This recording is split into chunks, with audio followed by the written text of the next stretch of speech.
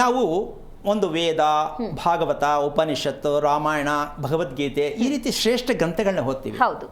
ಇದರಲ್ಲೆಲ್ಲ ನಮಗೆ ತೋರಿಸಿರ್ತಕ್ಕಂಥದ್ದು ಒಂದು ಏನು ಅಂದರೆ, ಇರೋದು 4 ವೇದ, ಹೌದು, ಅದಕ್ಕೆ ಮೀರಿಲ್ಲ ಹೌದು ಅಂತ ತಿಳ್ಕೊಂಡೇ ಇದ್ದೀವಿ. ಹೌದು, ಬರ್ದೇನೆ ಇದ್ದಾರೆ, ಹೌದು, ಬರೆದಿಟ್ಟಿದ್ದಾರೆ. ಆದರೆ ಈ ಒಂದು ನೋಡಿದಂತಹ ಈ ಒಂದು ಸೀನ್ ಏನು ನೋಡಿದ್ರು ಇವಾಗ, ಇದರಲ್ಲಿ ಪ್ರೀತಿ ಅನ್ನೋದು 5ನೇ ವೇದ, ಪಂಚಮ ವೇದ. ಈ ಪ್ರೀತಿ ಅನ್ನೋದೇ ನಮ್ಗಿನ್ನೂ ನಮ್ಮ ದೇಶಕ್ಕೆ ಓಪನ್ ಆಗಿಲ್ವಲ್ಲ.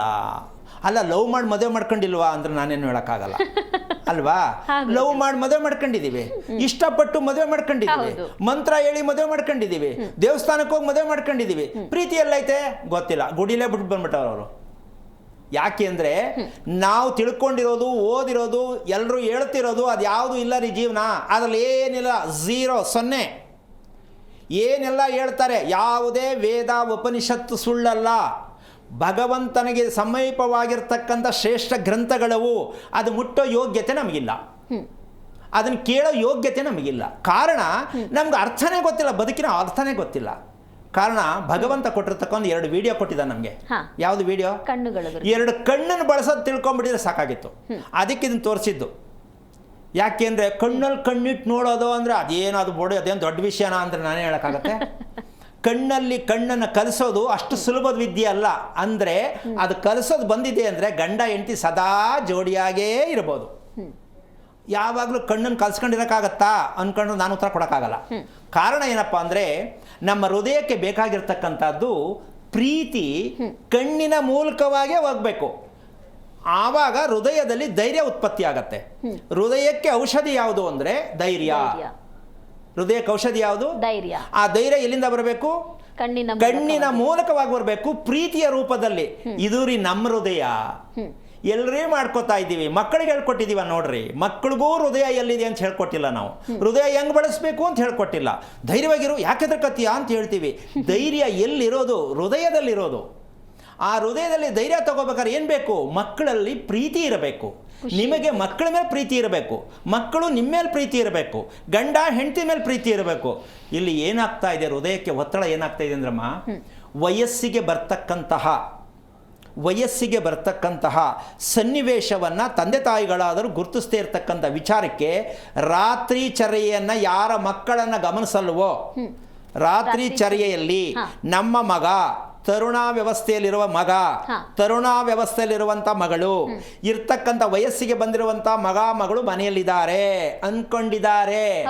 ರಾತ್ರಿ ಟೈಮ್ ಟೇಬಲ್ ಕೆಡುತ್ತಿದೆ ಗೊತ್ತಿಲ್ಲ. ರಾತ್ರಿ ಟೈಮ್ ಟೇಬಲ್ ಕೆಡುತ್ತಿದೆ, ಕೆಡಲಿದೆ ಗೊತ್ತಿಲ್ಲ. ಅದನ್ನು ಹೇಳಬೇಕು, ನೀವು ಕೇಳಬೇಕು. ಹೇಗೆ ಕೆಟ್ಟಿದೆ ಅನ್ನೋದನ್ನ, ಯಾಕೆ ಕೆಡ್ತಾ ಇದೆ, ಯಾವ ಥರ ಕೆಡ್ತಾ ಇದೆ, ಕೆಟ್ಟೇನೇನಾಗಿದೆ, ಇದೆಲ್ಲ ಸ್ಟೋರಿ ತಿಳ್ಕೋಬೇಕು. ಇದೆಲ್ಲ ಪಂಚಾಂಗ ಹೇಳೋ, ಶಾಸ್ತ್ರಗಳು ಹೇಳೋಕ್ಕಾಗಲ್ಲ ಅಲ್ವಾ.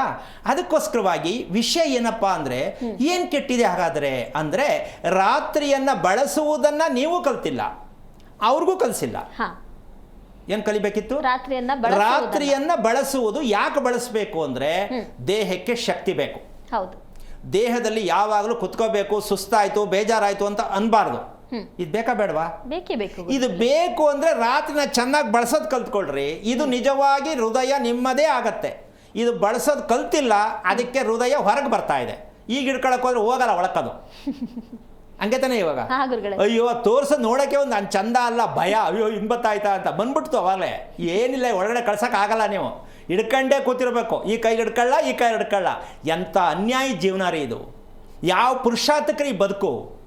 ಭಯದಲ್ಲೇ ಬದುಕಬೇಕು ಅಂದರೆ ರಾತ್ರಿಯನ್ನು ನಾವು ಮಾಡುತ್ತಿರುವಂಥ ಅವಿವೇಕಿತನ ನಮ್ಮ ಹೃದಯಕ್ಕೆ ತುಂಬ ತೊಂದರೆ ಆಗಿದೆ, ನಮ್ಮ ಮನಸ್ಸಿಗೆ ತೊಂದರೆಯಾಗಿದೆ, ನಮ್ಮ ಆರೋಗ್ಯಕ್ಕೆ ತೊಂದರೆಯಾಗಿದೆ, ನಮ್ಮ ಆಯಸ್ಸಿಗೆ ತೊಂದರೆಯಾಗಿದೆ, ನಮ್ಮ ಖುಷಿಗೆ ತೊಂದರೆಯಾಗಿದೆ.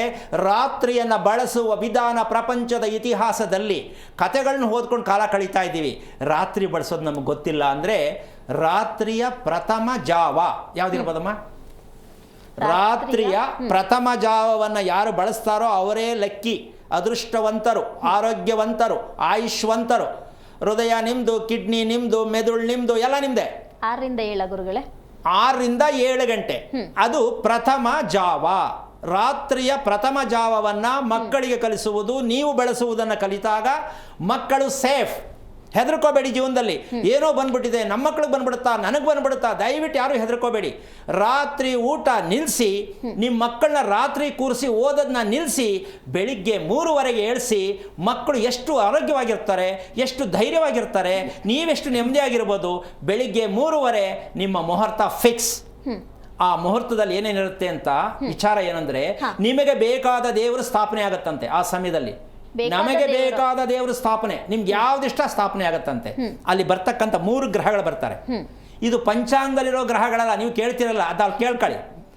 ಆ ಸಮಯದಲ್ಲಿ ಬರ್ತಕ್ಕಂಥ ಗ್ರಹಗಳು ಯಾರು ಅಂದರೆ ಚಂದ್ರ, ನೆಮ್ಮದಿ ಕೊಡ್ತಕ್ಕಂಥ ಚಂದ್ರ, ಆರೋಗ್ಯ ಕೊಡ್ತಕ್ಕಂಥ ಗುರು, ವೈಭೋಗವನ್ನು ಅನುಭವಿಸತಕ್ಕಂಥ ಶುಕ್ರ.